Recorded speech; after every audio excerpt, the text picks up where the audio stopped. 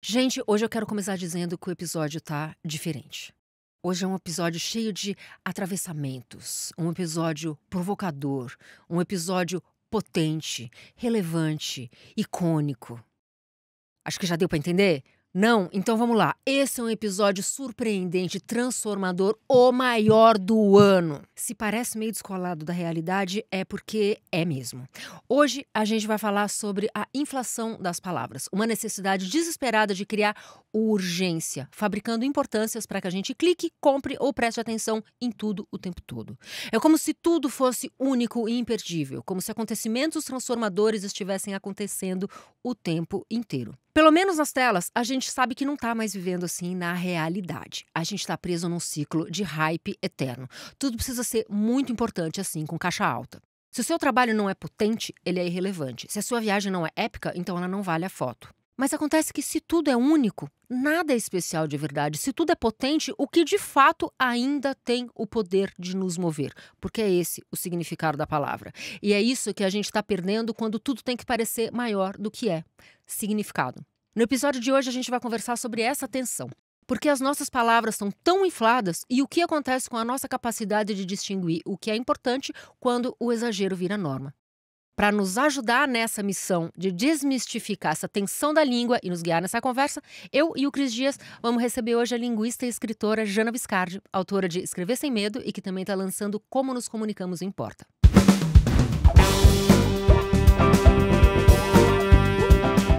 Esse é o É Sobre Isso, um podcast sobre a comunicação dos nossos tempos. Uma produção da Ampere e da Beat, quinzenalmente no Spotify, no YouTube e em todos os lugares onde você acompanha os seus podcasts. Vem com a gente! E lembra que ninguém aqui está prometendo mudar o mundo, mas talvez a gente consiga mudar uma ideia ou outra por aí, e isso já é muita coisa. Antes da gente começar a gravar aqui, a gente estava falando sobre palavras.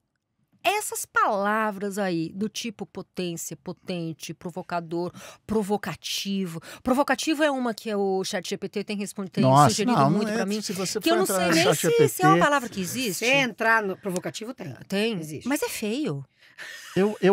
talvez a grande batalha, a grande discussão aqui seja sobre a existência do adjetivo. Óbvio, já entrei cabeção. O adjetivo precisa adjetivar tudo. A coisa que eu mais falo pro ChatGPT é não adjetive. É tipo assim, então Gaia falou uma coisa muito simples. Uhum. Não, então Gaia disse, 2 pontos. Água mole, sabe assim, ele tudo. Quando eu peço para ele resumir texto, é muito assim, então Gaia falou do negócio potente, mas às vezes não precisa nem ser essas palavras que estão sendo. É tipo, tudo precisa ter um qualificador, tudo precisa dizer que é potente, é épico, ou é arrombado, ou é, sabe, assim, por negativo também. É tudo. Deixa a gente pensar. Tem um exercício muito comum de oficina de escrita criativa, que é escrever um texto sem adjetivos. E é bem mais difícil do que parece, sim. Mas é um tremendo exercício, porque daí você encaixa o adjetivo quando o adjetivo, de fato, significa, precisa estar lá, né? Você sente que ele tem que estar ali, sei lá. Mas quais são as palavras que você mais odeia quando você vê para você fala. Você, Jana, enquanto pessoa que está sempre prestando atenção na linguagem, quais são as palavras do agora que você está detestando? Detestando. Chega. Detestando Proibido. talvez seja forte, mas que você acha tão banalizadas. Eu acho que a coisa da palavra empoderamento, né? Que, de repente, todo mundo é empoderada e é usado para as coisas mais doidonas. Acho que, entre aspas, na origem. Veja, como linguista, eu reconheço, em primeiro lugar, que as palavras vão se transformando, os seus sentidos, a maneira como são utilizadas. Então, isso é assim mesmo. A gente pode viver esse desconforto, mas as coisas se transformam mesmo. Então, eu tô reclamando de uma coisa pessoal, mas entendendo que no campo da linguagem é assim mesmo. Sim, a língua As coisas viva. se transformam. Mas a coisa do empoderada, que foi ganhando, essa coisa de a pessoa passou um batom, pronto, empoderada. Então, gente, será? Será que é isso? Assim, então esses sentidos que as pessoas vão dizer que vão se esvaziando, digamos assim. Mas o que a palavra empoderamento, empoderada, empoderado significa na raiz, assim? Qual que é o significado original dela? Aí a o gente tem que ir pro significado cru dela? dicionário. Beleza. Porque eu penso que o começo da palavra. O começo não, né? Porque, enfim, o começo é muito antigo. Mas quando a gente pensa na palavra empoderamento, por exemplo, vem desse ganho de confiança, de autoestima ou de segurança das mulheres frente a diferentes condições do mundo que as desprivilegiam. Aí, por isso, a brincadeira com a coisa do batom. Veja, a pessoa pode se sentir mais bonita com batom, mas não é porque ela passou o batom que, de repente, ela tá empoderada. Sabe assim, que o mundo mudou. Então, eu acho que tem muito a ver… Derrubou muros, quebrou tetos. Exato, tetos caíram. Mas não adianta com os usos, por exemplo, em rede social, isso… escala muito rápido, as palavras sendo usadas, a pessoa pega ali, a pessoa pega aqui, e é isso, não tem um dono da palavra, e por isso que ela vai se transformando, né, senão a gente vira assim, os caquéticos, né, caquéticos é péssima essa palavra, mas a gente vai virando aquela pessoa que diz, não pode mudar a língua, claro, mas é uma coisa que nos mobiliza mesmo, ver o quanto as palavras vão sendo usadas muito, pega aqui, pega ali, e aí você fala, nossa, não sei se era bem isso. Mas até aí, de novo, a língua se transformando também na velocidade… se transformando entre aspas, né? Na velocidade das redes, assim. Significados que vão se alterando, nuances que vão surgindo aqui e ali. E que depois também vão cair em desuso, muito provavelmente. As pessoas vão usar isso durante um período e depois… Fica a nossa torcida. Outras vão… Eu amo. E depois isso passa batido e vira uma outra coisa. A Gaia sabe, porque ela trabalhava comigo na época, a palavra… que eu implico muito até hoje, é potente, mas tem também um componente que era, no nosso trabalho, na bolha que a gente convivia, potente era uma palavra que não era usada. E aí acontece uma mudança corporativa e tal, a gente vai trabalhar, né, a nossa empresa é comprada por outra, e nesse lugar… potente é que nem bom dia, assim, tudo é potente. Então, para mim, se revelou… De repente começou a aparecer em absolutamente todas as reuniões. Então, é menos a palavra potente, o uso potente que se tá. E semana passada eu entrevistei um cara que estava sentado nessa cadeira aqui, ele usou potente muitas vezes e eu falei assim, nossa, ele vai ficar o programa inteiro falando potente, e ele parou de usar no meio do programa, mas assim… mas foi esse choque. Vigiando, né? Saber se tem uma vigia aqui. Percebeu que se por trás daquele vidro as pessoas estão fazendo uma contagem. Mas teve esse choque de que, de repente, literalmente do dia para… aliás, literalmente é uma boa palavra também que estão usando muito. Excelente. Do dia para a noite, eu percebi como potente era uma palavra importante e tal.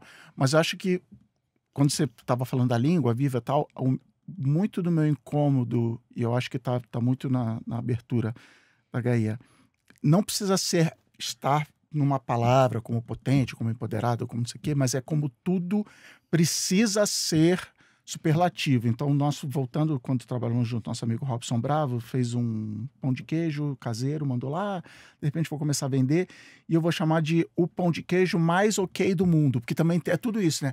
O melhor bolo do universo. Eu só lembrei desse. Foi assim, a primeira coisa que eu lembrei, que já faz muitos anos, e eu tenho a sensação de que, naquilo que eu percebo, ele foi o primeiro exemplo para mim, não que tenha sido o primeiro, mas de algo que tenha sido o mais alguma coisa.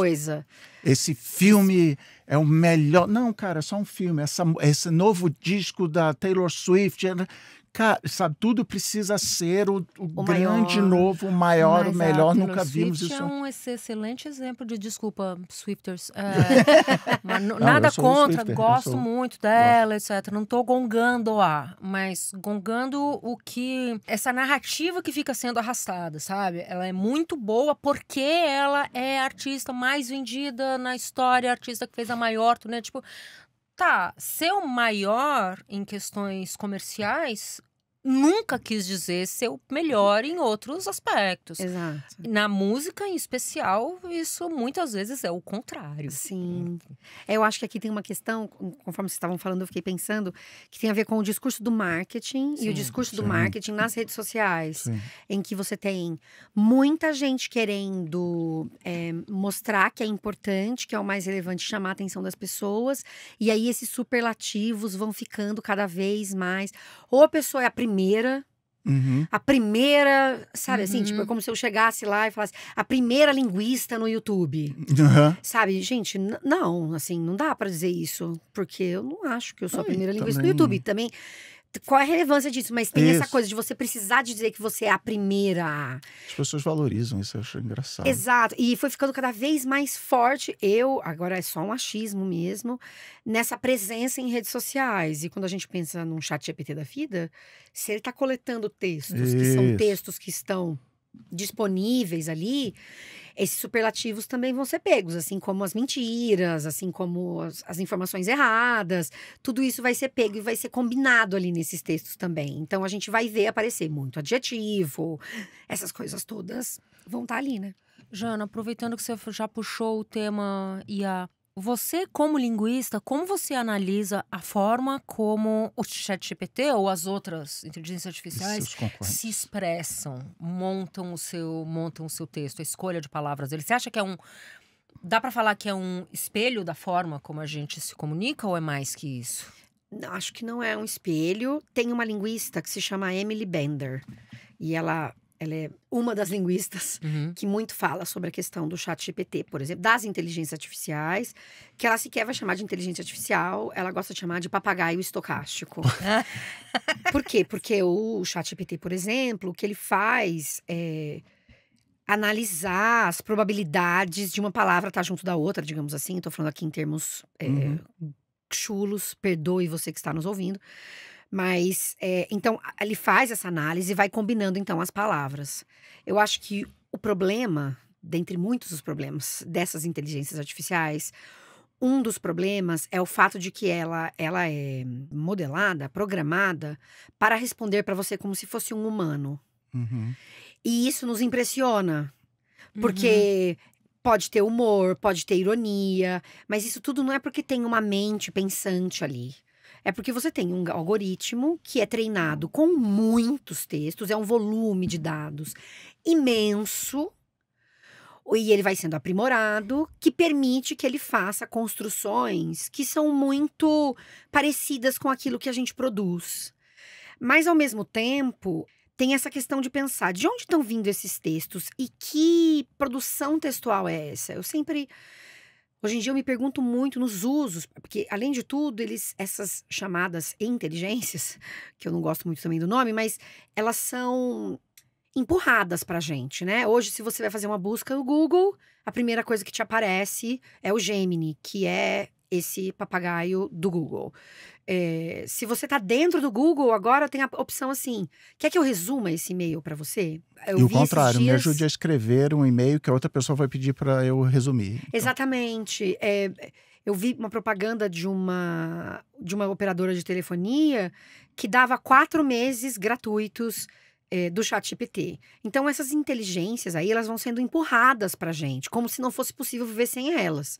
E esse é o grande gosto do Sam Altman, que é o cara lá do ChatGPT, porque ele é o que ele quer que isso esteja em todo lugar.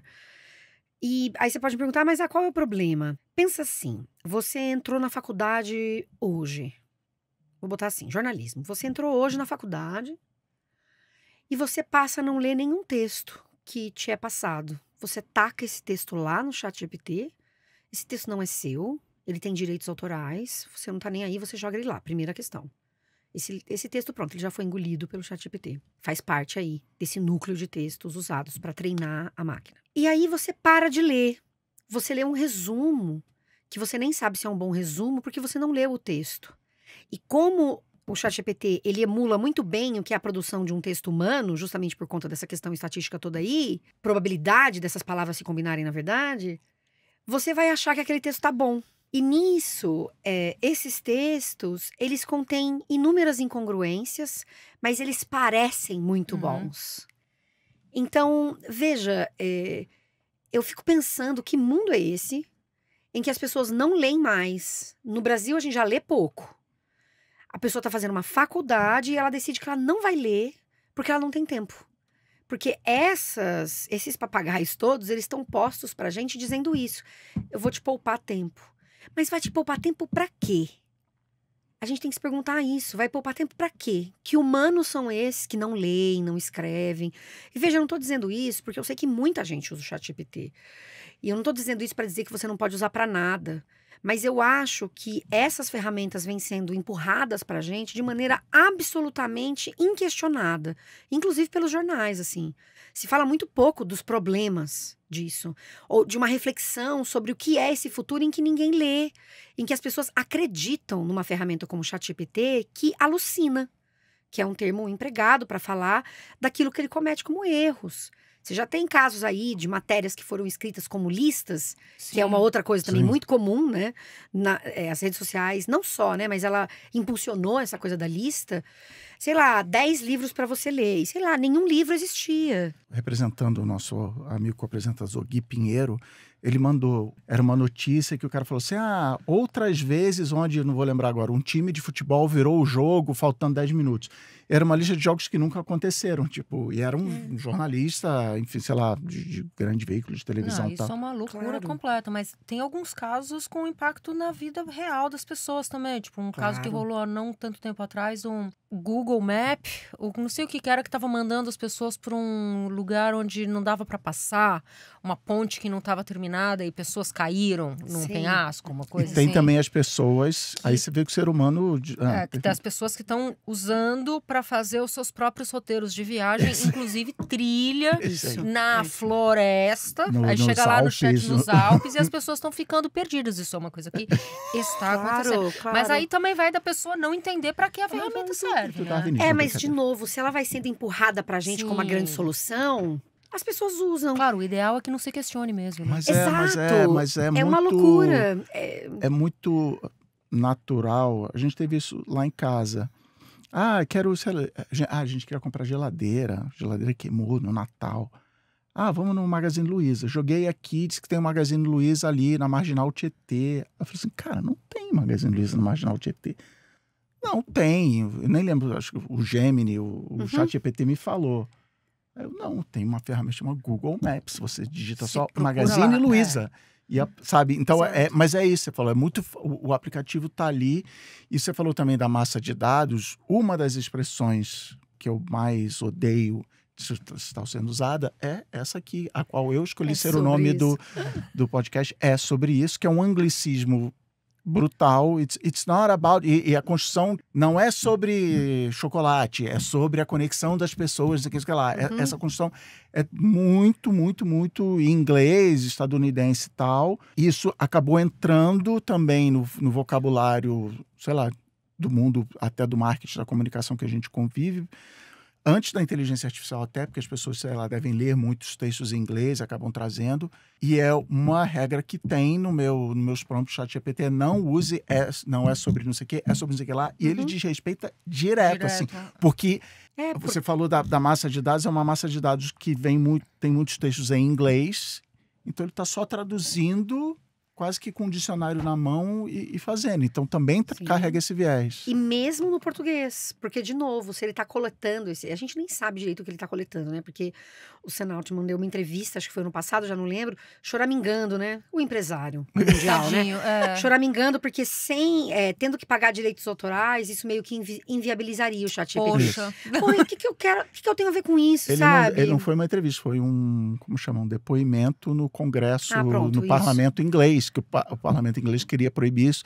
Ele falou, mas aí você me quebra, né, meu patrão? Sim, amor, o negócio é seu. É você que tem que encontrar a solução para isso, não sou eu, né? Na sociedade. Eu lembrei de uma outra coisa, que as pessoas passaram a usar, que combina com isso que você falou, a usar o ChatGPT, que vocês estavam falando, como busca.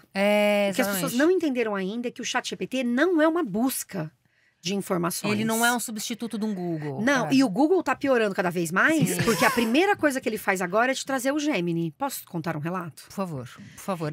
Exemplos práticos são sempre bons. Eu vou citar aqui uma autora, por conta de um livro que eu tava lendo. Eu tava lendo um livro da Vera Iaconelli, o livro Análise dela. E como ela traz um aspecto mais pessoal pra dentro do livro, eu fiquei curiosa, como muitas pessoas devem ter ficado curiosas. Desculpa, Vera. Sim. É maravilhoso o livro, aliás. Exato. Aí eu fui lá e digitei Vera Iaconelli, família, sei lá, alguma coisa assim. O que veio primeiro? De novo, a gente volta para esse lugar daquilo que é empurrado pra gente. O que veio primeiro foi um resumo do Gemini, de quem era a Vera Iaconelli. Eu não estava interessada naquele resumo, mas você não consegue escapar dele. E aí, por curiosidade, eu fui ler. E o Gemini afirmou que a Vera Iaconelli era casada com uma pessoa com quem ela não é casada. E eu sabia que ela não era casada com essa pessoa, porque essa pessoa que estava ali referida, eu sei que ela era casada com uma outra pessoa, por conta de uma meu marido, treta. não. É o meu marido. Não, por conta de uma treta literária que rolou. E aí eu sabia que essa pessoa não era casada com a Vera Iaconelli. E ele afirmava isso. E provavelmente aí, por causa da treta literária, tipo, se misturaram informações. Fez um grande bololô e alucinou-lhe. Só que observe, isso é uma informação falsa. Sim. Só que são tantas informações falsas falsas compartilhadas. Se você não tem o contexto que você tem da vida Exato. real, passa. Casou. Só que, se veja, se você como jornalista, você não pode publicar uma mentira... Isso. Essas redes agora, que tem todos esses papagaios, fazem o que quiser com isso, porque, de novo, isso segue sendo empurrado pra gente. Aí você pode me dizer, Jana, mas você tá contra, eu uso muito o ChatGPT no meu trabalho. Não tem problema nenhum. Eu tenho citado muito um livro, que foi um livro que eu li recente, que é do Sérgio Rodrigues, que chama Escrever é Humano. E ele, no final, faz um capítulo sobre sobre as inteligências artificiais, essa escrita com robôs, né? E ele vai falar que esses robôs, eles escrevem, entre aspas, né, melhor do que a gente. Melhor no sentido que ele escreve muito rápido e aquele texto parece muito pronto. E para alguns contextos, por exemplo, você bota lá, por favor, responda um e-mail de maneira educada e não sei o quê. Estou num beco sem saída, não sei como responder. Ele vai te trazer lá uma coisa que você pode depois pincelar para trazer mais a sua linguagem e ele até pode te ajudar a resolver essa questão. Mas o problema é quando as pessoas querem escrever livros, trabalhos, quando elas não querem mais verificar aquelas informações. Porque o que tá ali, gente, Então, precisa ser verificado. Quando elas não querem mais pensar, né? Não, e aí, o que nos faz humanos? Sabe? Aí eu me pergunto, eu sei, muito doidona, muito Mas fatalista, mas o que nos faz humanos, né? Também nesse livro do Sérgio Rodrigues, ele vai falar sobre escreve quem vai morrer. Porque você é uma pessoa que tem desejos, sentimentos, impulsos. Se você escreve, claro, as pessoas escrevem por muitas razões, né? Você escreve um relatório para o trabalho que você, de repente, não queria fazer. Mas aí você vai botar as informações num chat aberto, que são informações da empresa, que não deveriam estar lá. Tanto que empresas hoje, elas treinam robôs específicos para serem usados pelos funcionários, por exemplo. E aí, bom, fazendo isso, é a empresa que resolve a questão lá com os dados que estão sendo usados. Enfim, se ela acredita naqueles termos que ela assinou, tá tudo certo. Mas você, individualmente, colocar os seus textos, colocar as suas informações pessoais, colocar as suas fotos, colocar fotos dos seus filhos para fazer uma imagem bonitinha, para fazer uma gracinha. A gente não sabe o uso que está sendo feito dessas informações. E hoje, numa lógica em que se usa muitos dados pessoais para construir coisas falsas, esses vídeos ultra-realistas. Ou simplesmente mensagem de marketing, nem precisa ir no... É isso. A gente é um capotamento continuado, assim. Então, há usos que podem, claro, contribuir, mas eu sempre pergunto, você está ganhando tempo para quê? Na verdade, ao invés de produzir um relatório, você vai produzir 10, porque você não está ganhando tempo para você fechar o computador e ir embora para casa. Então, é para te encher de mais trabalho e você se sentir assoberbada o tempo inteiro. Se já não se sente, vai se sentir cada vez mais. E com informações que você não tem como conferir. Porque tudo que está ali dentro pode ser uma informação equivocada. Mas o texto parece tão verossímil que ele parece muito concreto. É a mesma história do Gemini me dizer que a Vera Iaconelli é casada com fulano de maneira categórica. Ele faz isso, essas inteligências, esses papagaios, eles afirmam de maneira categórica uma coisa. E se você tá sem tempo, que é o mundo em que a gente vive, você precisa disparar logo essa informação? Só passa pra frente. Mas não precisa nem ir muito longe. Por exemplo, outra coisa, tarefa que eu uso muito, ChatGPT e afins, vai acabar a gravação aqui, uma máquina vai transcrever. Isso. E aí eu vou transcrever 1 hora de papo aqui, eu vou jogar o PDF dessa conversa no ChatGPT e vou falar assim, acha pra mim aquela hora que a Jana falou tal coisa, Sim. que eu vou fazer um carrossel no Instagram, eu quero pegar aquela frase dela. Aí ele, pois não, aqui ela disse, pá. Aí eu leio e falo assim, tá perfeito demais. Tá respondendo demais. Aquela hora que ela fala sobre os dicionários, não sei o que lá. Aí eu falo, não. Aí eu abro o PDF, dou um Ctrl F, procuro. Então, assim, é o documento, não é o mundo, a literatura, a wiki. Não, assim, literalmente um PDF que eu dei. E eu falo, cara, não tá aqui. Não tá De uma aqui. coisa que você viveu, então você sabe que não está ali. Isso, e assim, você não precisou consultar as fontes do mundo. Eu te dei um documento de 20 páginas, você só precisava ler. Aí ele dá a frase que mais me tirou do sério, que é, você tem toda a razão. Ah, isso acontece muito. De novo. Você tá certo. E nem De pede novo. uma desculpinha. Porque tem essa coisa essa interação que Isso. precisa Sim. ser muito humano, precisa parecer humano. Então ele conversa com você como se fosse um humano e sempre te dá razão, o que também é um problema. Isso. Quando a gente pensa nessa lógica, por exemplo, das pessoas fazendo psicoterapia, Isso. enfim, tem muitos usos que são bem loucões. Essa questão, ainda ficando dentro do... A gente acabou pegando essa tangente aí da verdade. inteligência Não, isso acontece artificial, aqui, mas... é o que acontece nesse programa. Mas tem uma outra questão dela tá sempre confirmando as nossas visões, que é o quanto as inteligências artificiais também ajudam a manter sedimentadas visões de mundo que são essencialmente brancas, héteras. Que é Né, isso, a ele massa de não- dados. Isso. Não, ele, de certa forma, interrompe um movimento de diversidade de vozes que a gente vinha tendo na comunicação nos últimos anos, porque ela não está interessada nisso. E porque também muitas vezes não vai aparecer ali. O que vai, vamos usar um termo em inglês, o que tá flodando, sabe? Esses espaços digitais. Sim. O que é que tem de muita informação? Quem é que tem muito dinheiro para chuchar coisa nesses espaços digitais? Claro, o mundo é imenso, mas você entende? Tipo, quando eu penso na maneira como uma notícia falsa circula, como sites sensacionalistas e que muitas vezes compartilham mentiras também circulam, tá pegando isso também, e muito disso, para produzir essa informação para você. Claro, de novo. porque nunca foi tão fácil produzir essas Mas coisas saiu um quanto agora, estudo, né? acho que ontem, enfim, Nossa, informações muito Informações. frescas. Olha a ótimo. Cris aqui atualizando a gente. de pautas que eu vou chamar de recentes, novas, mas no sentido assim, não tem uma vasta literatura. E o exemplo literal era Guerra na Ucrânia, que tem já, sei lá, 3 anos, mas enfim, não tem livros escritos. E aí, a máquina de propaganda russa lota a internet de informações pró-Rússia, que as máquinas pegam, e quando você pergunta, sei lá, eu literalmente não li nenhum exemplo, sei lá, quem começou a guerra? Vai dizer, não, foram os ucranianos que atacaram o regime soberano da Rússia. Porque é isso, se aproveita até da mecânica, né, de como se extrai os dados e fala, cara, eu vou publicar um monte de post aqui contando a história que eu quero, pela média, na hora de calcular a média, eu vou chegar nesse texto. Mas essa coisa que você falou de usar no trabalho, isso aqui, relatórios e para ganhar tempo, eu tenho acompanhado muito também a discussão no mundo acadêmico, tipo aluno-professor, né? A relação aluno-professor. Os alunos estão usando para fazer, sei lá, o TCC e tal.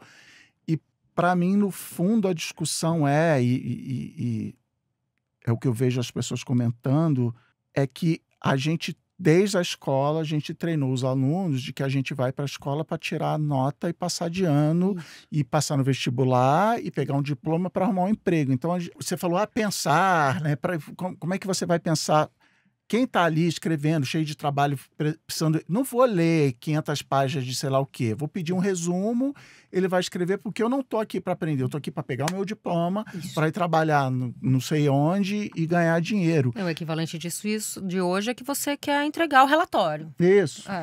Ou fazer mais 10 e tudo bem, e ir para casa. Então, a gente está indo... Ou talvez sempre foi assim na sociedade, agora temos as ferramentas... A gente quer chegar sempre no resultado, no ovo. Como é que é? Não quero saber se o pato é macho ou quer ovo. Eu quero entregar o TCC e pegar o meu diploma, porque eu preciso, para ser promovido lá na minha empresa, eu preciso, sabe? Então, essa jornada do conhecimento, vamos chamar assim, talvez nunca tenha sido importante. Agora a gente tem um jeito de burlar, do mesmo jeito que antes. Sei lá, você pagava o coleguinha para ele fazer o trabalho para você, sei lá. Ou então você produzia um texto que era todo plágio. Todo plágio, isso, então Wikipedia. É isso, né? Acontece há muito tempo e eu fico pensando no papel das desigualdades nisso, né?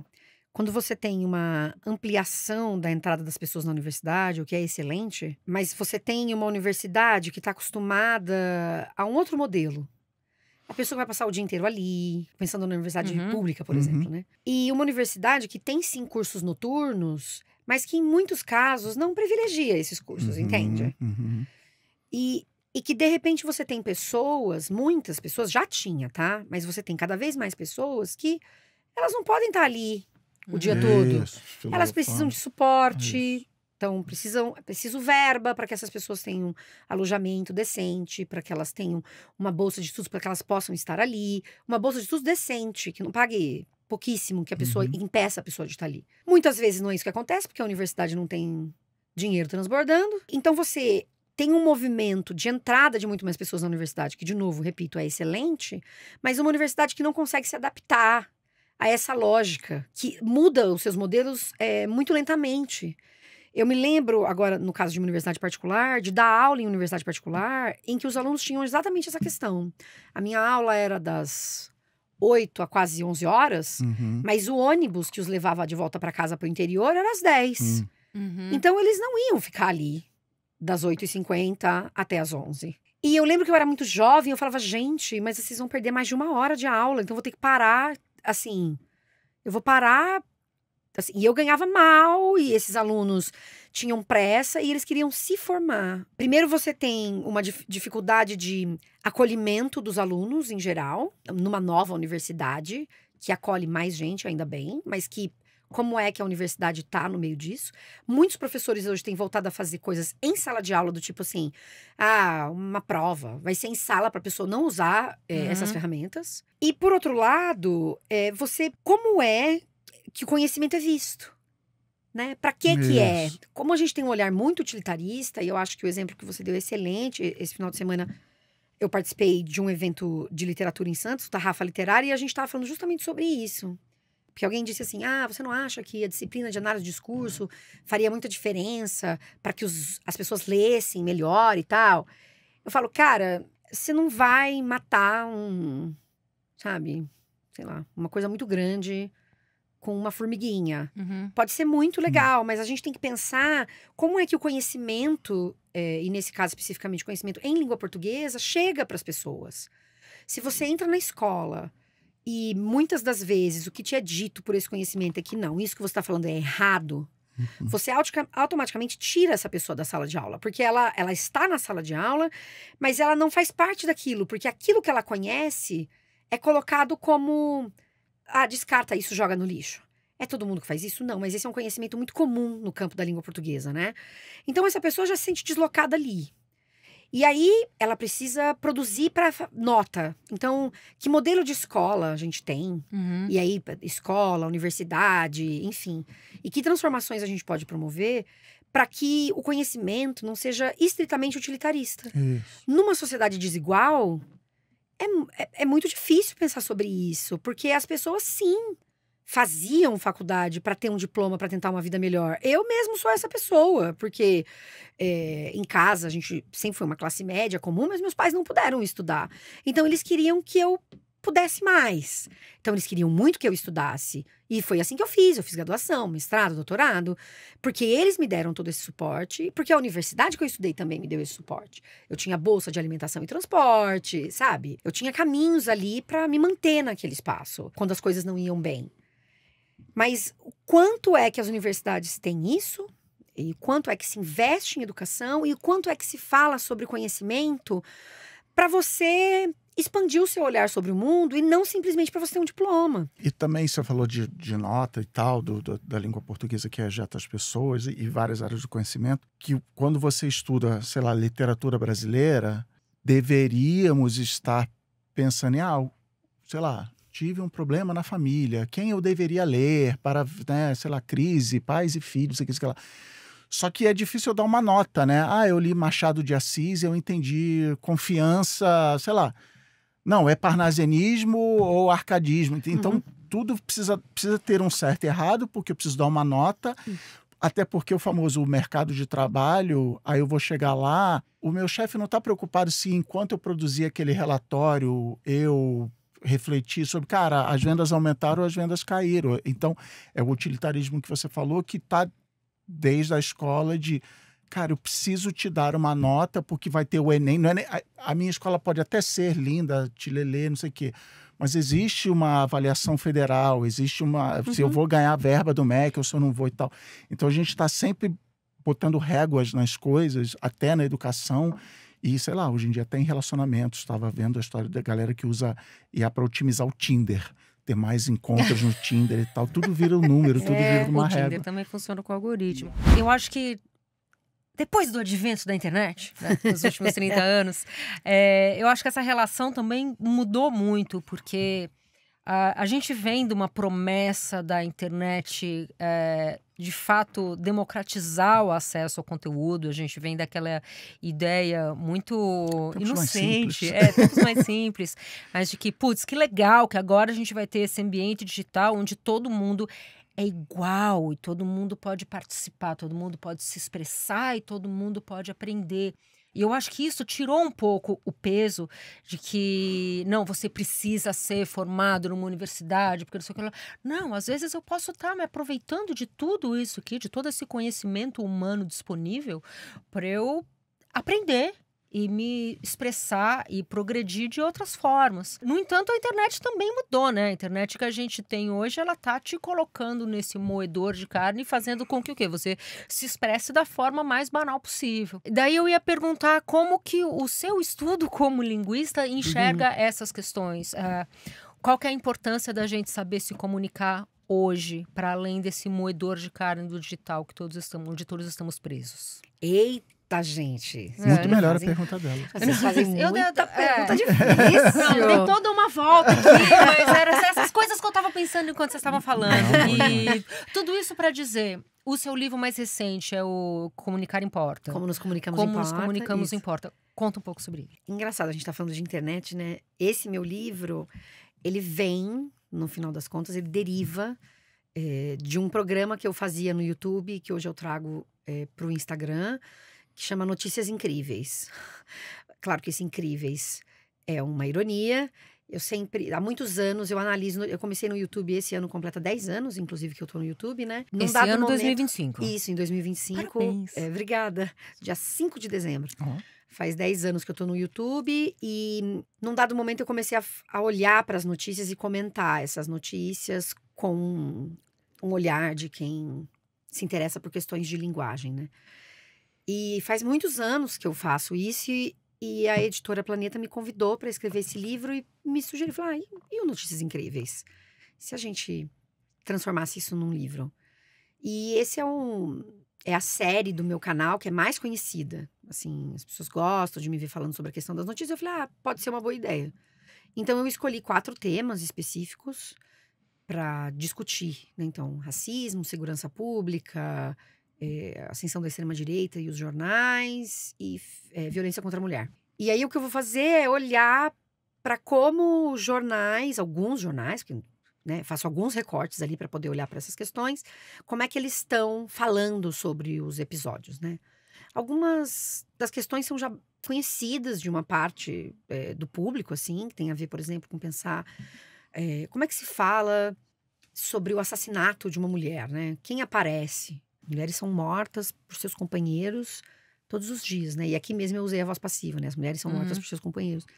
Então, os companheiros matam as mulheres, né? Como é que se fala isso? E então, nos comunicamos importa, segue essa linha de olhar para isso.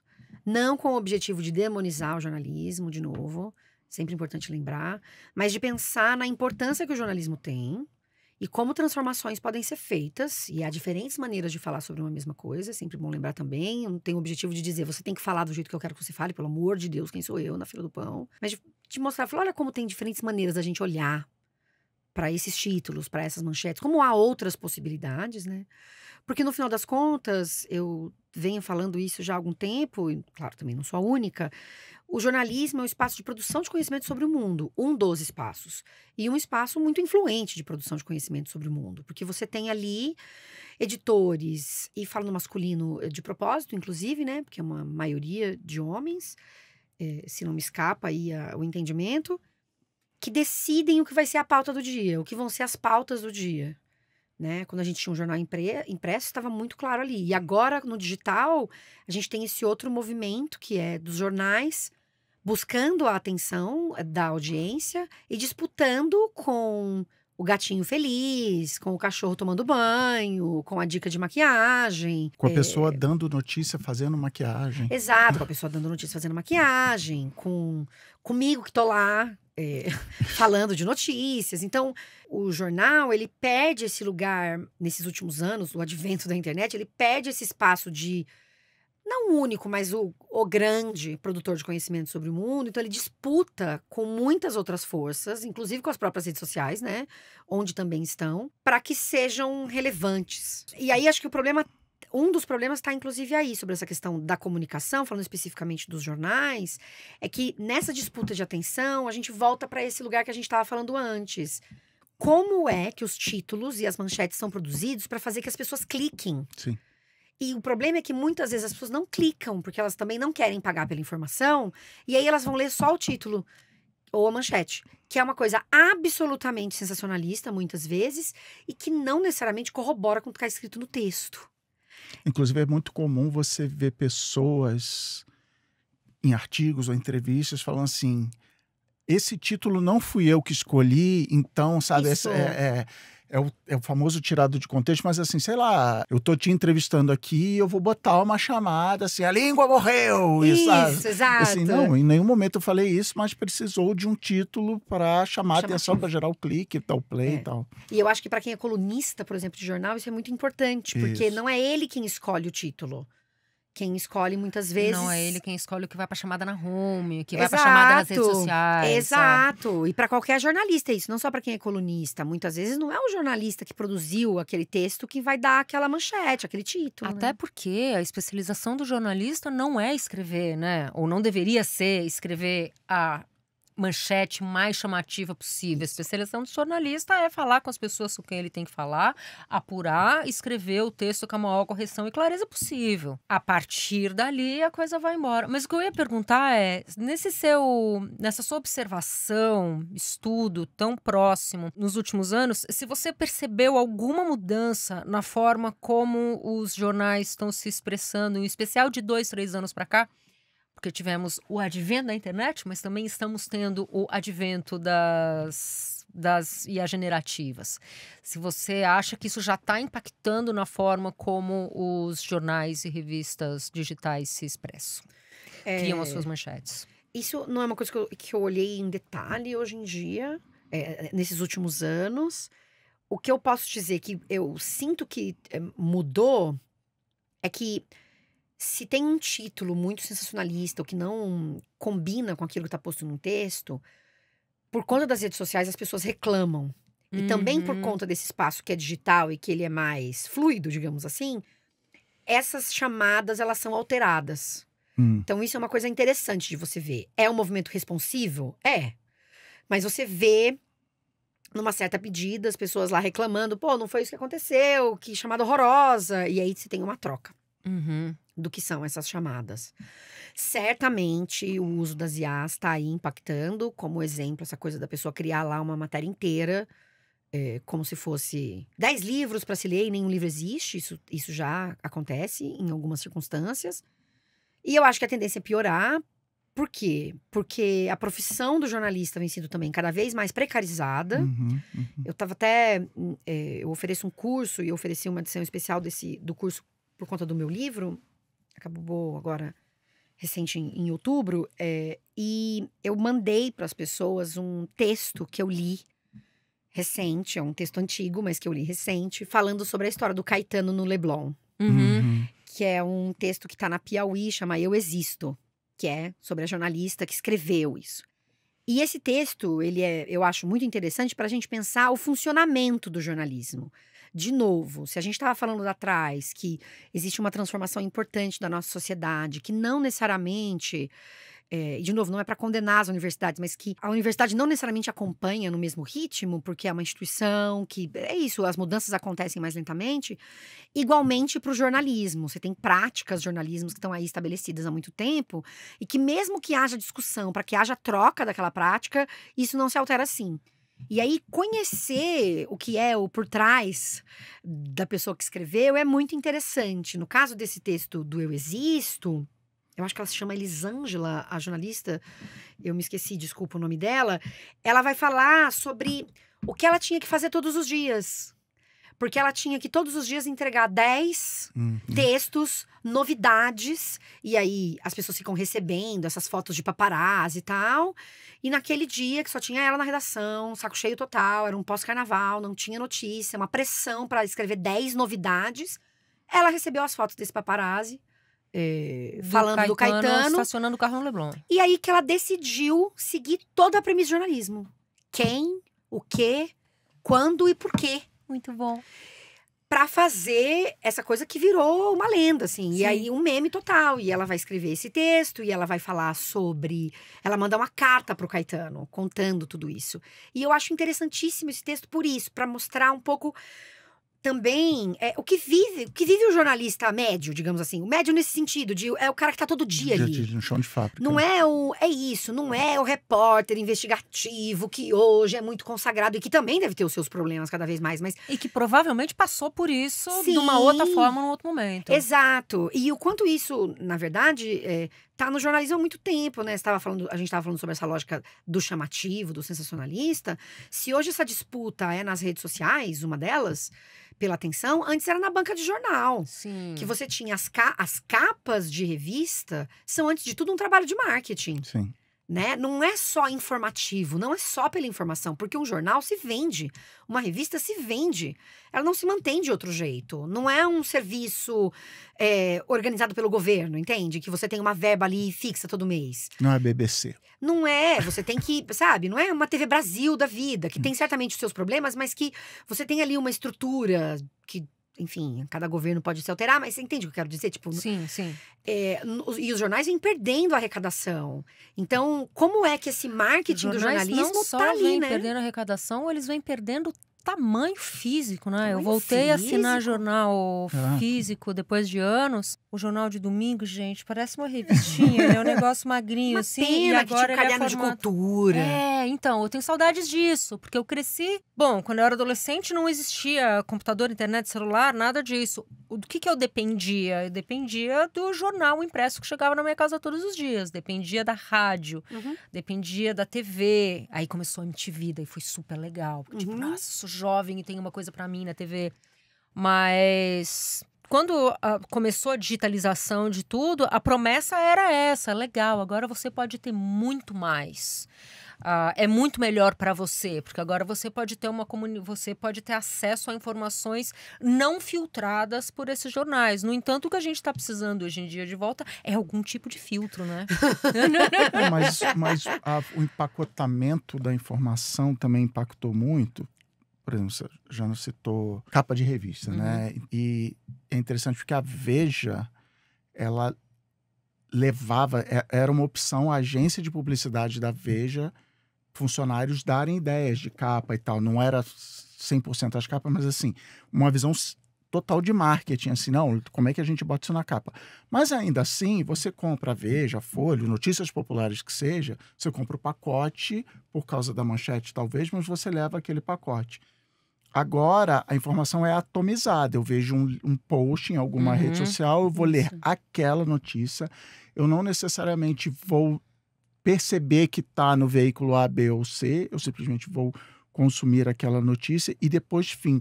Então, vocês falaram dos problemas dos jornalistas investigativos e tal. Um dos problemas é esse. Cara, eu preciso ficar 1 ano investigando isso aqui e, no fim, vai gerar uma unidade de post que é igual ao Caetano estaciona o carro no Leblon. Vai ser consumido atomicamente e não dentro de um pacote onde a conta se fecha. E, conectando com a história de manchete e tal... Jana contou a história de que a manchete muda. Muitas vezes a manchete muda porque começa com uma manchete bem sensacionalista, clickbait, para cair no gosto do algoritmo e depois bota um mais suave. Mas tem outra coisa que eu acho muito mais perigosa, mas que é prática do marketing, que é o famoso teste AB. Eu vou subir 10 títulos diferentes e eu vou deixar a máquina decidir o mais clicável. Então, o trabalho de otimização de palavras para aparecer na busca, agora a busca está morrendo e tal. Então, e é um programa que a gente acho que já até fez aqui, eu deixo de escrever para seres humanos, eu começo a escrever para máquinas, porque eu preciso que a máquina O nosso entenda episódio sobre algoritmo. Sim. algoritmo. Então, eu preciso Excelente. ter aquela frase. Então, o exemplo que eu sempre dou, não lembro se eu dei no programa, que é entrar no Google, onde quer que seja, e botar quando cai a Páscoa em 2026. Aí o primeiro resultado do artigo é assim: a Páscoa é uma festa de origem cristã, judaica, não sei o que, original. E a data só vai ter lá no final, porque eu preciso alimentar a máquina com palavras suficientes para cair em primeiro lugar na busca. Então, deixa de ser a verdade, a informação, a cultura, o que quer que seja, e ser esse jogo de escolha de palavras que vão despertar. E, gente, assim, a gente trabalhou no BuzzFeed e era isso. Como é que é? O que essa menina disse fez a cidade inteira chorar. A número 5 vai te emocionar. deixar chocada. Exatamente. Tu sabe, A assim, gente somos, fez nossas parte mãos, disso. temos sangue né, debaixo das unhas. Eu fui, eu aqui. tava. Mas é essa influência da tecnologia, e agora que eu consigo botar a inteligência artificial para gerar 200 títulos e ver qual performa melhor, não é causado pela IA. Você falou, estava no YouTube. Título, qualquer youtuber vai te dizer, o título e a thumb são a coisa mais importante. Tem youtubers gigantes que falam assim, eu começo... tive uma ideia, vou fazer um vídeo sobre a língua. Qual é o título com a thumb? Se eu não conseguir pensar num título e numa thumb legal, eu nem começo a escrever. Então, a língua está passando por esses desafios e tal. Mas eu quero causar aqui o quanto também a gente não está, não vou lembrar da palavra, fetichizando a leitura, de que eu leio muita gente que escreve em inglês, e os Estados Unidos é um país que se criou em cima dessa cultura literária, jornais, panfletos e tal, e o Brasil meio que pulou isso, né? Somos o áudio do WhatsApp, somos o país do áudio do WhatsApp. O quanto ler tem realmente essa importância, ou isso que a gente está fazendo aqui, conversando, ou vendo um vídeo no Instagram, que seja no TikTok, o quanto isso também não cumpre um papel de informar, de formar, de ajudar a gente a pensar, o quanto a gente não está defendendo o nosso ofício aqui, que é escrever, e elitizando a coisa. Eu acho que uma coisa não exclui a outra. Eu acho que o meu problema é quando a leitura não existe mais. Já existe pouco e vai deixando de existir, porque as pessoas vão confiar em alguém que elas veem no TikTok e tal. Então, eu tô no YouTube, eu tô no Instagram, eu gosto de estar nesses espaços, por exemplo. Então, não tenho como simplesmente só dizer é tudo horroroso. Não é isso. Eu acho interessante estar nesses espaços, eu acho interessante acompanhar pessoas que falam sobre coisas que eu não conheço. Mas isso excluir a leitura que eu acho uma pena. O problema é como a leitura não chega para as pessoas, né? Como é que as escolas, como é que são as bibliotecas das escolas? Como é que são os projetos de leitura nas escolas? Como é que é a leitura dentro de casa? De novo, volta para o seu lugar, de um país muito desigual. E como é que as pessoas têm acesso à leitura? Que tempo elas têm para a leitura? Se ela fica 3 horas no ônibus para ir para voltar lotado, que ela não consegue ficar nem de pé direito, a depender do lugar onde se vive, como é que ela segura um livro e lê, entendeu? Então, eu acho que tem um monte de coisa aí no meio. Nada disso exclui a possibilidade de você acessar conhecimentos em outras esferas e de outro jeito. Eu acho que tudo... Seria bacana se tudo fosse estimulado, sabe assim? Mas para aproveitar isso Sei que lá. você está falando, como que a gente explica o que a gente perde quando a gente não está lendo? Pô, isso é difícil de fazer, porque se a gente tá falando dessa lógica meio, não sei nem se a palavra é essa, utilitarista e tal. Então, você colocar a leitura também nesse lugar, aí fica uma coisa meio doidona. Porque acho que a gente vive um mundo em que tudo precisa ter a tal da utilidade. Então, quando você vai produzir a notícia, você precisa ter muito clique, porque é um mundo capitalista, porque você precisa ganhar o dinheiro, então você precisa pegar aquela audiência. Quando você tá fazendo a faculdade, é porque você precisa... É isso, é a realidade que a gente tem mesmo, tá ok. Mas quando é só isso... Aí, veja, se não atende a uma função específica, pronto, acabou. Eu acho que a leitura é um lugar de muitas coisas, de um ensimesmamento, sabe? De você estar com você ali, mas você não tá só com você tá com aquelas personagens, você tá com aquela autora que escreveu algo que você, porventura, tem interesse em ler. Você tá em contato com aquela história. Sei lá, teve uma época, ainda faço isso, que eu só queria ler mulheres e mulheres de países que eu nunca fui e não conheço. Não significa que essas mulheres estariam escrevendo ipsis literis o que acontece naquela cultura.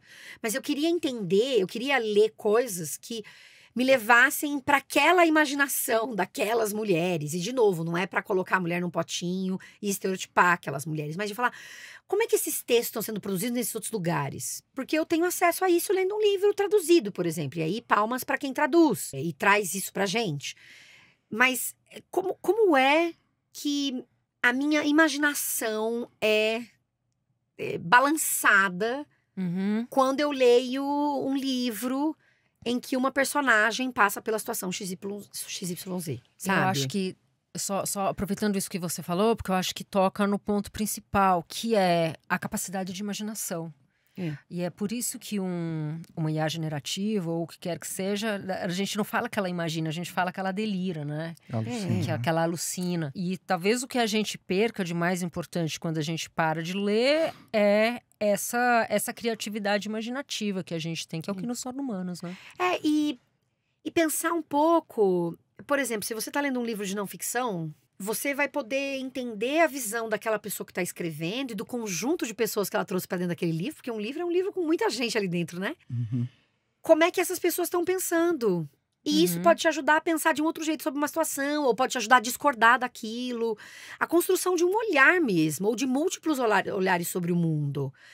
É muito difícil falar sobre isso, porque no mundo em que precisa ter tudo uma função, isso serve para quê?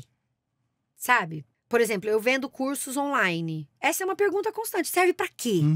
E eu sempre tive muita dificuldade de responder isso. Porque, sei lá, você tem que encontrar um jeito de encaixar naquilo que a pessoa vive. Não, serve pra você que está no trabalho e isso e aquilo. E, de novo, aqui, nunca é uma crítica às pessoas. É sempre uma crítica à lógica em que todos nós vivemos e que estamos aqui dentro dela. Então, é uma crítica à estrutura jornalística, é uma crítica a esse modus operandi do mundo, sabe? É uma crítica a como a gente vai virando uma espécie de robozinho também. Porque eu tava vendo, ainda não consegui ouvir, mas era um episódio em que o Elvio Cotrim vai falar sobre leitura e dessa coisa de que a pessoa não vai mais numa biblioteca ou numa livraria e simplesmente anda por ali e pega um livro. Que agora você tem a lista dos 10 mais que você tem que ler. Então é como se você precisasse ler para você saber o que as outras pessoas estão sabendo, sabe? Ou sei lá, por qualquer outra razão. Não, é coisa utilitarista também de... Eu não vou ligar a televisão, vou ver uma novela turca, vou ver um documentário sobre as baleias, sabe assim? Porque eu vou usar o meu tempo. Não tem um lazer, você não pode ter um entretenimento. Porque se você quiser ler os 10 livros porque você achou legal, tá tudo bem, de novo, não tem nenhum problema com a lista. Mas tem a ver com, parece que a gente só pode fazer isso. Então, a gente vai... Parece que tem tanta opção de tudo, que então só se eu tiver... uma sugestão, porque senão eu não... Vai que esse livro não é bom. Essa coisa de hoje em dia, que, por exemplo, você entra num catálogo de um desses streamings e você tem 1 milhão de coisas pra ver e que no final das contas você não sabe o que ver. Porque é tanta coisa que você não sabe nem pra onde você vai. Não, e elas são todas meio iguais e, na verdade, no final não faz muita diferença. O que você tá é tudo meio parecido. E a chance é que você também não tá prestando atenção. É isso, porque aí você tá com o celular na mão, aí você acha que você precisa já falar sobre aquilo com alguém no exato instante que tá acontecendo. Então, como é que se captura a atenção das pessoas hoje em dia? Então, essa coisa da nossa atenção, que a gente não consegue mais ficar numa coisa... De novo, eu tô com a sensação de que nós somos, assim, pessoas do século XV falando sobre a realidade do século XXI. Não quero que pareça assim, sabe? Ai, tacanhas, não se atualizam. E ninguém tá aqui tentando ser ludita também. Ninguém tá, né, querendo derrubar as tecnologias. Não é isso. Não é isso, mas de pensar assim... o que eu gosto? E o que eu gosto frente a tudo que me é apresentado, que eu deveria gostar, ou que eu deveria acompanhar, que eu deveria fazer, sabe? De repente todo mundo só se veste de creme e marrom, porque supostamente só pode se vestir assim. Ou então a gente, sabe? Tipo, essas tendências que vão vindo e que vão nos massacrando nas redes sociais. Isso atinge todo mundo? Não. De novo, um país desigual, muita gente nem internet tem. A televisão ainda cumpre um papel importante, o rádio também. Nada disso pode ser esquecido. Mas o quanto as redes sociais podem ser, de alguma maneira, um compressor dos nossos desejos, porque parece que você tem que fazer desse outro jeito, de uma outra maneira. Pra atingir mais, Mais, gente, pra ganhar mais. De novo, é como se a gente tivesse que ser muito eficiente em tudo. Então, nenhum lazer pode ser só um lazer, sabe? Você não pode ver uma coisa qualquer. Você precisa ver uma coisa. Mesmo um livro de entretenimento. Um romance de entretenimento. Não, tem que ser o do autor X, porque é o único que as pessoas disseram. Então, é como se você não pudesse ler uma coisa ruim. É como se você não pudesse ver um programa ruim. É como se a gente não pudesse comer num lugar ruim, sabe? Mas Sei acho lá. que tem, no eludismo, século XV e tal, eu costumo dizer que muito do nosso trabalho é dar lente para as pessoas. É dar lente e falar assim, olha, você talvez não saiba, não viu que, sei lá, manchetes são 10 manchetes e o algoritmo, sei lá. E também o que eu brinco que é o meu lema não oficial do meu trabalho, que é você não tá maluco sozinho, que a pessoa virar e falar assim, nossa, só eu achava, tô de saco cheio de... Só quero ver a minha... abrir... E ver a minha novelinha vertical aqui, vertical, tá tudo bem. turca, tá tudo certo. Então, assim, meio que tá tudo bem, galera. Eu acho que, assim, a gente... E sei lá, acho que a gente cumpriu muito aqui de prestar atenção. E, de novo, no teu livro... Olha, aliás, quero fazer um elogio técnico ao seu livro, que as suas notas de rodapé ficam na mesma página que elas são citadas. Ai, adoro. Né? Em vez de ficar... No final. Indo... Não dá. Abaixo a nota que vem no final do livro. Toda vez que você tem que ir lá pro final. Abaixo. E quando é newsletter? Eu uso muito roda de rodapé no Substack e elas todas vêm lá embaixo. Você acha isso ruim? Mas ali não tem como, não tem né? jeito. Não tem como, né? Porque senão vai interromper o texto. Mas esse clique volta. É só no rodapé você clicar e conseguir voltar lá para cima. Aí tá tudo certo. Sim. É isso. Ou então, nesse caso, na newsletter... Claro, tem textos longos em newsletter também, mas pelo menos você sabe aquele fim, você mantém um pouco aquela informação na cabeça, você consegue depois olhar tudo no final. Mas num livro... 300 páginas, no final tem 90 notas. Você fala, eu já nem sei mais que nota é essa, me perdi completamente. Sou contra. Eu chamei você aqui para fazer esse elogio, pode... Não, brincadeira. Obrigada. Eu só não, acho que eu não respondi uma coisa, essa questão da comunicação, né? Como é que a gente se comunica nesses tempos? Não sei. É isso. Essa é uma boa resposta. Achei muito franca. Não sei. As pessoas, agora no lançamento do livro... Mas mais do que isso, eu acho que ninguém sabe. Ninguém sabe. E tem sempre alguém querendo te dar uma solução mágica. Sim. Não existe. Eu sempre digo isso. O texto não é um espelho do mundo, o texto falado ou escrito. Portanto, você não vai conseguir expressar tudo exatamente da maneira como você acha que as pessoas têm que ler, porque você não está sozinho. Você vai mandar... Você está falando com alguém, você está escrevendo para alguém, essa pessoa tem as próprias experiências, os seus conhecimentos de mundo, e isso reflete na interpretação também. Não significa que essa interpretação seja tão ampla a ponto de você interpretar qualquer coisa, não é isso.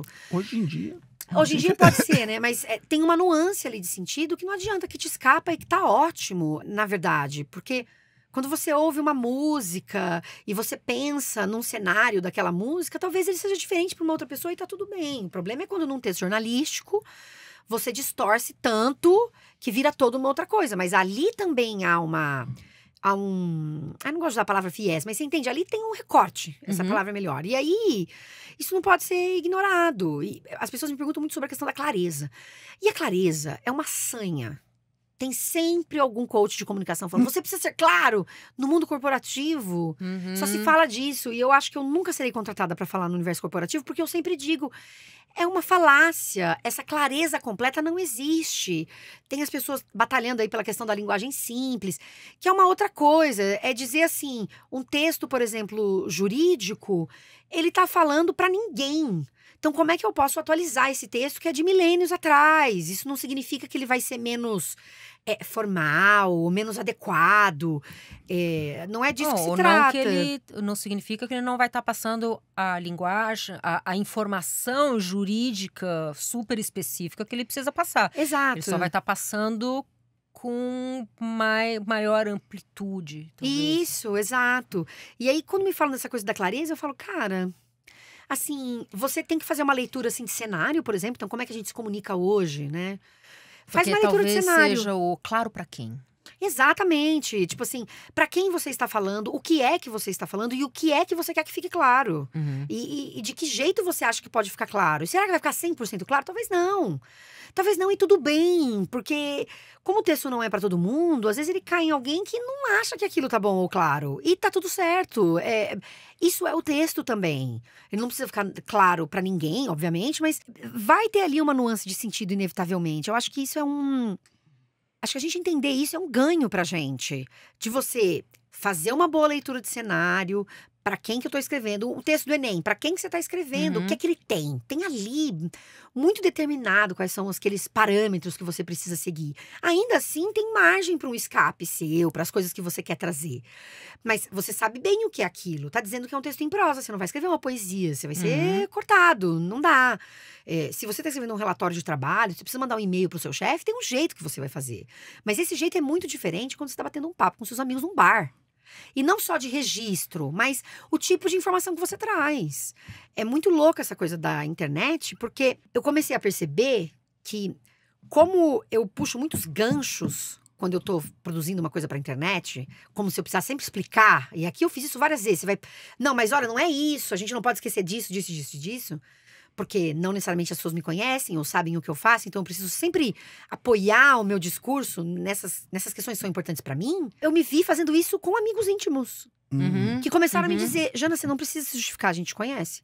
Então, sabe quando você tá falando uma coisa e parece que você vai puxando esses ganchos? Então, é muito louco o quanto esse discurso atomizado das redes, em que a pessoa pega esse episódio, depois ela nunca mais vai ver a gente, ou então ela vê um vídeo meu que viralizou.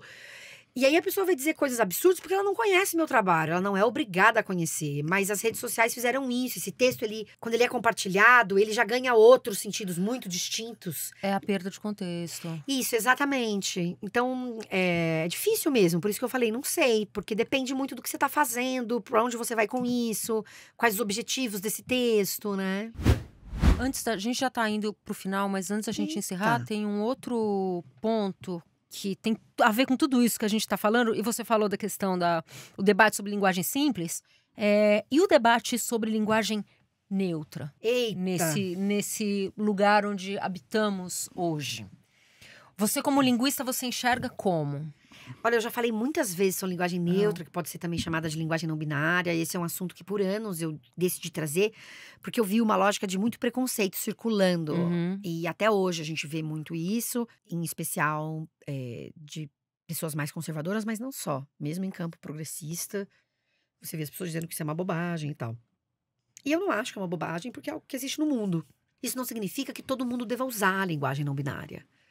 Mas a partir do momento que você conhece essas formas, que são muitas, inclusive, não existe uma só. São muitos sistemas diferentes. Sim, acho importante deixar claro aqui que linguagem não binária não significa começar a escrever as coisas com X no final. Essa é uma simplificação radical. Isso. Que não é a realidade. Ou com E. Foi algo que se começou a fazer, né? Usar esse X aí no final, para não determinar o gênero, né? Para explicar para as pessoas o que é que isso significa. Na escrita, tentaram não especificar gênero, muitas vezes usando um X ao invés de querida ou querido. Queridos. E aí uma das discussões, por exemplo, que surgiu é que, mas esse X não é lido pelos ledores e isso então prejudica pessoas cegas. Isso também eu diria que é um argumento confuso, porque, na verdade, esses ledores são produzidos por humanos e pode haver aí uma regra para que o ledor, no lugar que você tiver uma consoante seguida de um X na mesma sílaba, você sabe que aquela consoante precisa ser lida de alguma maneira e não vai ser como X. Então, qual regra você dá para esses ledores e como você treina eles para que eles não leiam esse X ali. E aí, muito desse argumento vem para falar só do X, por exemplo, mas ninguém fala do TDS, que é todos ou todas, que a gente usa, dessas abreviações que a gente usa aos montes. Muito, que é MTO. Nunca se fala disso, nunca se lembra disso. Sempre se lembra da linguagem não binária, o que nos mostra que o problema não é o ledor. O problema é a maneira como as pessoas estão olhando para a linguagem não binária, porque as pessoas não estão lá loucamente reclamando. Digo, pode ser que as pessoas de baixa visão ou cegas reclamem disso, claro, mas, entende, o público fica muito alvoroçado com a questão da linguagem não binária e aí traz esse tipo de argumento que esse mesmo público não vai discutir falando, não tá lá berrando, porque vocês estão usando uma abreviação, isso é um absurdo, entendeu? Nunca vi ninguém gritando na internet por conta de abreviações. Tem a ver também com nenhum de nós aqui usa ledor de tela, mas Não, mas eu estou preocupado Exato, com... é. Cara, tá bom, vamos lá perguntar. Exatamente. Então, vamos olhar para isso. Vamos falar com quem desenvolve. Eu já falei isso algumas vezes, inclusive, no meu canal. Quem é que desenvolve? Quais são as possibilidades desses sistemas? Porque tem alguém que desenvolveu aquilo ali, pensando numa língua. E que língua é essa que está pensada naquele... Então, tem muita coisa para pensar aí, né? Só para dar esse exemplo. Mas a linguagem não binária, ela é um uso feito com pessoas que não se entendem dentro do espectro ou mulher ou homem, ou feminino e masculino. Mas não necessariamente, essas pessoas também elas podem preferir um ou outro ou qualquer um. Feminino, masculino ou neutro. Esses usos, então, não são feitos o tempo inteiro por todas as pessoas. E existem outros caminhos, inclusive. Aqui eu acabei de fazer isso. Por todas as pessoas, ao invés de dizer por todos os homens e todas as mulheres. Porque a gente tem um espectro aí da identidade de gênero que ultrapassa esse mulher e homem. Né? Essa é uma discussão que já acontece há muito tempo, mas que não necessariamente chega para todo mundo.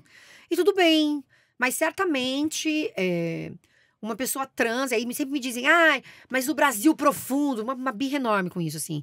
Você acha que numa cidade pequena, no interior de não sei aonde, eu sou de uma cidade pequena, não existe uma pessoa trans que é confrontada com o fato de ser chamada pelo gênero que ela não quer, e que é, com isso, isso a gente tem uma violência simbólica aí. Então, eu acho que a questão da linguagem não binária é mais de você enxergar o outro e entender que esse outro pode demandar de você uma escolha que você não conhecia. E aí você pode aprender e pronto, não precisa se sentir constrangido. É uma questão de aprender, por exemplo. E não precisa se sentir atingido, né? Não, a pelo amor de forma Deus, gente. como ele tá se expressando. Não entra na internet é pra ser atingido, né? É isso, o tempo todo, porque é tudo sobre mim na internet. Isso. Sim. Tudo sobre mim. Então, Que conversa muito com o episódio de treta que a gente gravou. Isso, da outra semana.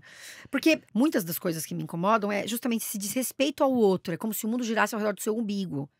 São vários sistemas de linguagem não binária que estão aí circulando em diferentes espaços. Você não precisa saber todos eles, mas você precisa ter uma atenção que se você tiver, por exemplo, só para a gente entrar na lógica do uso, né, dessa função. Se você estiver num ambiente corporativo em que você está trabalhando junto com uma pessoa trans, se é uma mulher trans, você não pode usar o nome morto para falar com essa pessoa. E isso é um retrocesso que vem acontecendo em países, por exemplo, como a Inglaterra. E a gente não pode deixar isso acontecer, entende? As pessoas têm o direito. Então quer dizer, se eu quiser me chamar Tomada, os conservadores fazem essa piada horrorosa, ridícula. Meu amor, você se chama do que quiser, mas não é essa a questão. Porque, de novo, não tá no seu umbigo e você não quer ser chamado de Tomada.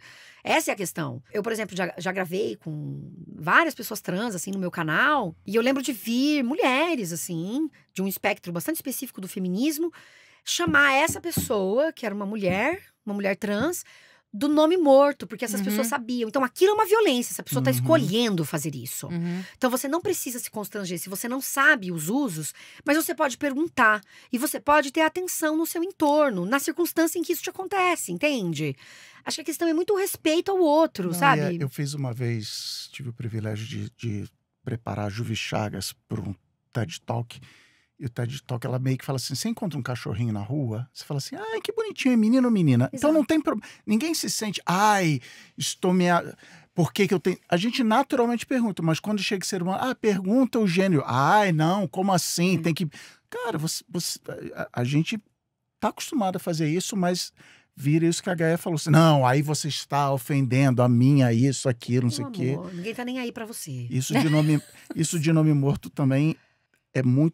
É óbvio que é de poder, e eu lembro, por exemplo, o Muhammad Ali mudou de nome e os jornalistas continuavam chamando de Cassius Clay, assim, para mostrar, não, você, entendeu? Então, é isso, você não tem o direito de escolher, você mudou de religião, agora sua religião tem como prática te dar um novo nome por uma série de motivos, alguns políticos, não, eu vou continuar te chamando de seu... Então, é essa relação de poder. Mas eu tenho isso de procurar neutralidade de gênero quando eu escrevo, por um motivo que é 200% nóia minha, mas que é assim, eu não sei quem está lendo, ou no meu caso escutando meu podcast, se é homem ou mulher. E na minha cabeça, se eu usar uma palavra no masculino e for uma mulher ouvindo, eu estou quebrando a ilusão de que eu escrevi aquilo para... Nossa, o Cris está falando comigo na minha orelha. E aí eu falo, você anda muito cansado? A pessoa, eu não ando cansado, eu ando cansada. Então, eu fico buscando construções que não é botar X, não é cansades, porque eu acho que chama mais atenção ainda, mas, de novo, provavelmente ninguém presta atenção nisso, mas é do ponto de vista... exercício interessantíssimo de mudar a construção de frase. Isso. Né? Muito. Eu faço muito isso. Teve um tempo que eu usava a linguagem não binária no meu canal. Sejam todos muito bem-vindos. E aí era um horror, porque vários textos, vários vídeos meus são usados em universidades. Uhum. E eu tenho uma sequência de vídeos que é usado numa universidade pública e digital, e que eu sei quando esse vídeo está sendo usado. Porque vem uma avalanche falando o que essa mulher tá falando, que absurdo, como é que me dão um texto como esse para ler? A pessoa não tá interessada em ouvir. E veja, eu não pedi para colocarem o meu texto ali, colocaram e eu nem sabia. E depois eu comecei a perceber que tinha alguma coisa acontecendo, porque de início de semestre vinha uma avalanche, assim. E hoje, eu uso muitas vezes o feminino genérico, porque o meu público é majoritariamente feminino. Então, sei lá, 80% mulheres, 20% homens. Então, muitas vezes eu uso feminino. Aí sabe o que acontece? É muito interessante, porque vários homens vêm e falam assim, mas eu não posso fazer porque é só pra mulher? Eu falei, não, claro que não. Eu acho legal, no seu primeiro livro você fala do, como é que é, o masculino é o genérico, porque o genérico é masculino, como é que é? Isso, a gente tem o masculino genérico, né? Essa é a regra da língua portuguesa, mas não só da língua portuguesa. E tem vários estudos para diferentes línguas que vão falar que esse masculino genérico, ele não surge de uma pedra. São pessoas que estão pensando e regulando língua. Então, você tem lá gramáticos, por exemplo, da língua inglesa, que o genérico acontece de um outro jeito em inglês, né? Porque não é na terminação das palavras, dos adjetivos, por exemplo, mas é no uso dos pronomes. E também se usa o masculino. E aí tem uma pesquisadora que foi ver que lá atrás as gramáticas falavam, não, eu uso o masculino primeiro por conta do meu rei, que é mais importante do que a rainha. Então, veja, totalmente pautado no que é o mundo. E aí as pessoas ficam lá, não, porque isso é a regra da língua. Como se a regra da língua tivesse brotado de uma raiz de árvore. Ou como se tivesse vindo mandado por Deus. Exatamente. Então, as pessoas mais conservadoras, elas usam isso muito, essa lógica do certo e do errado, essa coisa de uma regra, pra te dizer o que é chique. Ai, chiquíssimo é não sei o quê. Gente, pelo amor de Deus, chique. Chique pra quem? Em que contexto? A língua é muito mais do que uma coisa chique, pelo amor de Deus.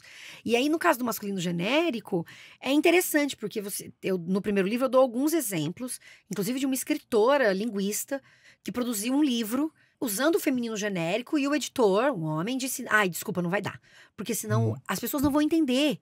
E aí você subestima a capacidade das pessoas. Isso também acontece para a linguagem não binária. Sempre se instrumentaliza um pobre, genérico, metafórico, que não vai compreender. Habitante do Brasil profundo. É horrível. Não é capaz de entender. É horrível, porque você está fazendo coisas horrorosas aí. Você está subestimando a inteligência das pessoas.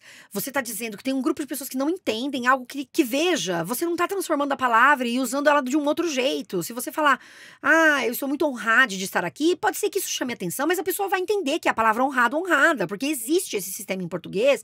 Você alterou esse final, a pessoa não vai morrer por conta disso, ela não vai ter um infarto. Ela pode ter uma curiosidade, pode perguntar, mas veja, não é porque a pessoa mora do interior que ela não vai saber. Então, você instrumentaliza, você cria esse, que depois virou piada até no Twitter, né? Esse pobre metafórico.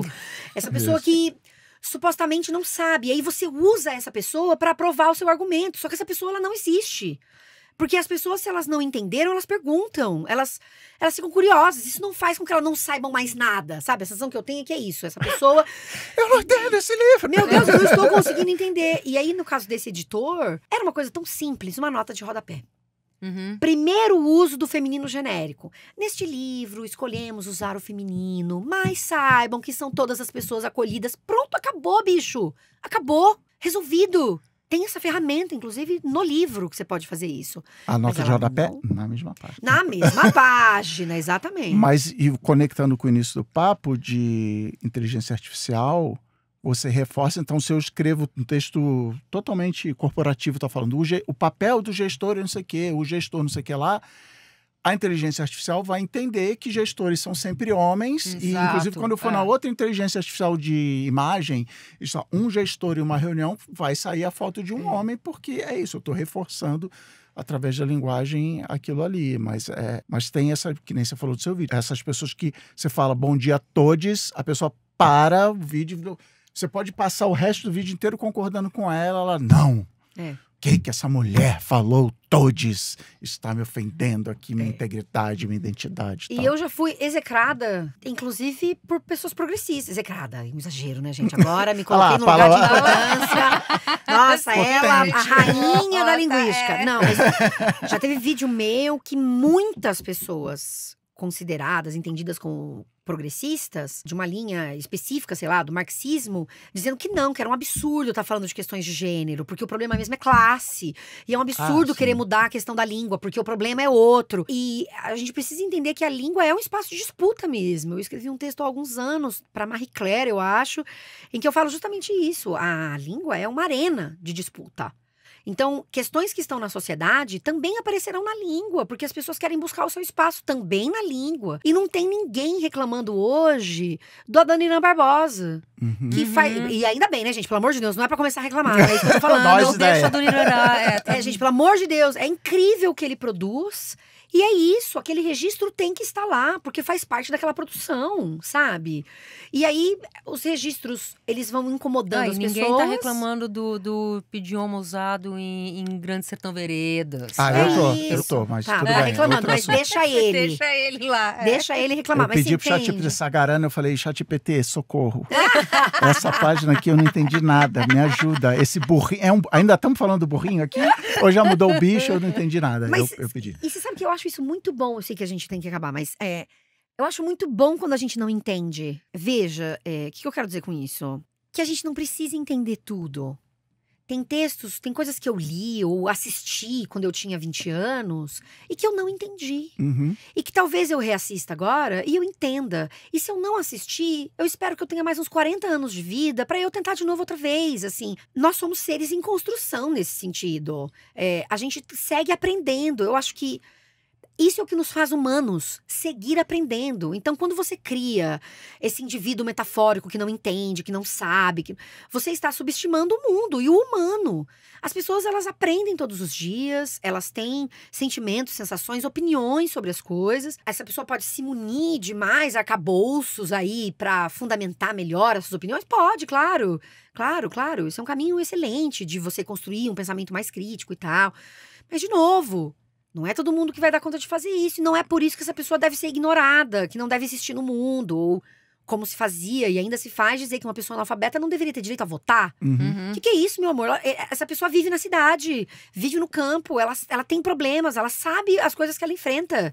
Isso é um conhecimento que não pode ser ignorado, sabe? Então, de novo, não tá só na leitura, né? Como a gente falou antes. Então, tá nas experiências de mundo que a gente vive, tá em muitas coisas. Acho que são todas essas coisas que nos fazem continuar aprendendo. E eu acho que é isso que nos faz continuar imaginando mundos possíveis. É isso que faz com que a gente tenha criatividade. Tudo isso junto é muito bom. E como o sistema em que a gente vive vai matando tudo isso. Porque você não tem tempo pra nada. Porque você trabalha feito condenado e aquele dinheiro não supre direito o que você precisa pro seu mês, isso te faz ficar preocupadíssimo com isso. Então, como é que você imagina? Como é que você vive um lazer se você tá vendendo o almoço para comprar a janta, sabe? Então, esse é o problema. E como essas ferramentas podem estimular ainda mais isso, porque essa falsa ideia de que agora você vai ter tempo. Mas aí os empregos vão ser roubados de um jeito tosco. Muita coisa acontece no meio do caminho. Dei uma viajada aqui, mas é pra falar que o texto, falado, o escrito, ele tá no meio de tudo isso, né? E se você... As pessoas, elas leem muito fora das condições ideais. Isso é maravilhoso. Mas que beleza seria um mundo em que a gente tivesse bibliotecas pra todo lado, que você pudesse ir lá alugar um DVD. Olha aí, o DVD, gente. Um CD, que você pudesse ir lá escolher vários livros e que essa biblioteca tivesse atualizada com muitas coisas interessantes e que promovesse eventos, que não fosse só a Biblioteca Mário de Andrade, que aparecesse o tempo inteiro falando de eventos super legais. Você falou de lista, vou fazer um jabá aqui. A Gaia, na newsletter dela, tem uma lista das bibliotecas. Eu fiz uma lista de 11 bibliotecas públicas em São Paulo, mas eu parti do seguinte, de uma informação que São Paulo tem 150 e tantas bibliotecas públicas. Sim. Mas o que também apareceu interessante na pesquisa como elas são. Porque daí a gente tem ali 10, uma dúzia de bibliotecas que são muito legais, como a Biblioteca Mário de Andrade. E a gente tem mais uma centena de bibliotecas que são mais ou menos. Exato. Qual é o estímulo que você dá para as pessoas Exato. lerem, para elas viverem o universo da escrita? Se a pessoa não pode comprar o livro, ela não precisa comprar o livro. Ela deveria ter acesso à leitura nesses espaços. Isso deveria ser cada vez mais estimulado, na verdade. E para que a gente fosse encontrando brechinhas na nossa vida para que a leitura fizesse parte junto com o TikTok da vida, o Instagram. E que a gente não fosse devorada por essas redes só. Que a gente fica, a gente não consegue sair. Quando a gente vê, a gente ficou 2 horas ali, a gente tem fio. E às vezes a gente pensa, puxa, é nesse sentido que eu falo sobre essas coisas. Porque muitas vezes a pessoa ficou 2 horas ali e depois ela pensa, ai, que pena, podia ter feito outra coisa. Porque a gente vai sendo devorado por aquilo, porque a gente tá muito cansado, porque a gente tem pouco tempo, porque aí a gente quer só se divertir. E aí a diversão nem é mais um filme aguinha com açúcar, é você ficar vendo essa sequência de coisas que não descansam a gente. Que deixam a gente cada vez mais estimulado ali, na catástrofe, na tragédia, no sensacionalismo. Não, e que é um gatinho Uma vida que a gente não fofinho, aí uma cena de guerra, aí depois uma isso. receita de bolo, e aí depois, cara... E daí uma coisa pra você comprar. É uma coisa... coisa pra não, você tudo comprar. pra você comprar. Não, tudo. e uma vida que você não vai ter, né? Sim. A gente fica olhando pra essa vida dessas pessoas e aí a gente fica achando a nossa vida uma merda, porque tem, sei lá, 50 blogueiras que são milionárias e que ficam postando esse mundo cor-de-rosa. E aí, daí se você não tentando pode. te empurrar o curso pra você ser assim. Ser milionário. E aí você não vai conseguir ter a casa dela, mas a bolsa você vai ter, o batom você vai ter. Então a gente vive uma lógica muito consumista que vai devorando mesmo a gente, que nos consome. Não é só a gente que consome um produto, é essa lógica que nos consome mesmo, né? E vai, nos devora. Então, quais são os pequenos caminhos, as pequenas brechas, assim, eu falo muito isso nos meus cursos, assim, quais são esses caminhos coletivos? É você sentar com amigos pra bater um papo num bar, é você se reunir com pessoas pra ler alguma coisa ou pra ver um filme, sabe? Depois falar desse filme, sabe? E que tempo que se tem pra isso e como a gente viabiliza esses espaços na nossa vida que são espaços de recuperação desse contato com o outro, com a imaginação. São pequenas rebeldias, né? Tudo que te tira, mesmo que momentaneamente, desse grande moedor de carne onde a gente tá no dia a dia, Sim. são pequenas rebeldias válidas. Um movimento político, Sim. sabe? Um movimento de mulheres que se reúne, mães, porque os seus filhos são assassinados pela polícia. É um movimento que é muito duro, mas é uma união de pessoas que tem alguma esperança de que unidas elas vão fazer aquelas coisas de um outro jeito, sabe? É um grupo de leitura, são tantas as possibilidades. Quando você decide fazer um curso, quando você decide assistir uma aula, quando você decide participar de uma atividade numa biblioteca, quando você decide propor alguma atividade numa biblioteca. Isso acontece em todos os lugares. Em bairros periféricos e em bairros mais centrais das cidades. Essas iniciativas, elas estão em todos os lugares. Muitas vezes invisibilizadas por esse mar de coisas que a gente vê. Mas as pessoas, elas estão aí se mobilizando para seguirem humanas mesmo, né? Então, que espaços são esses que a gente encontra, né? Para seguir se sentindo humano, acolhido, recebido em espaços de troca, em que você vai ter também a diversidade de pensamento, sabe? Eu não sei se vocês estão me achando muito tilelê nesse final, mas é porque Muito pelo contrário. eu tenho Não, mas- esperança Tô na sentindo vida que eu e não no tô mundo. maluco sozinho. É isso. Exatamente. Uma aluna minha falou isso ontem, falou, Jana, foi muito legal participar desse curso, porque eu entendi que eu não sou maluca sozinha. Isso dá todo um nome pra podcast também, não tô maluco sozinho.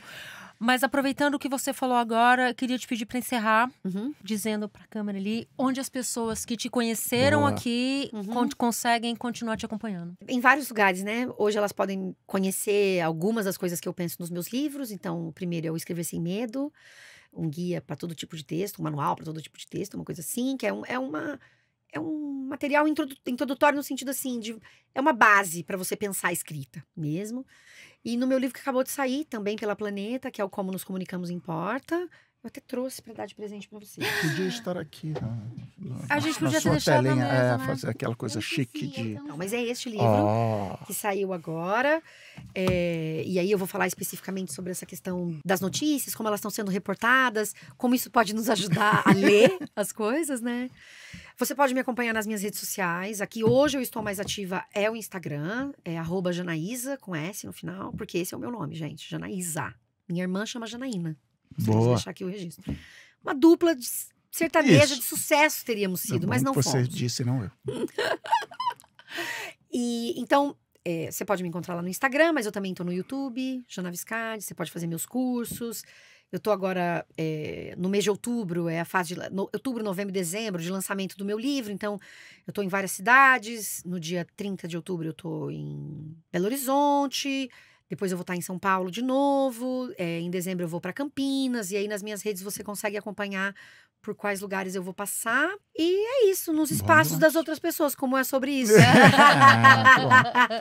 Obrigada, querida, Obrigado pelo papo, demais. pela tua presença aqui. Foi Ai, muito bom. E gente. obrigada por ter trazido o livro também, porque eu ainda não tinha. Obrigada a vocês. E para você que nos acompanhou até aqui, o meu muito obrigada. Eu vou pedir pro Cris deixar a palavra do episódio.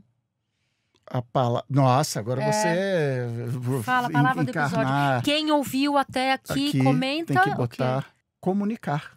Comunicar, tá bom, Muito beleza. bom, Comenta comunicar nos comentários. Bonito. É quase um Isso. trava-língua. E indica esse episódio para alguém que também vai gostar. E esteja de novo conosco daqui a 15 dias. Obrigada.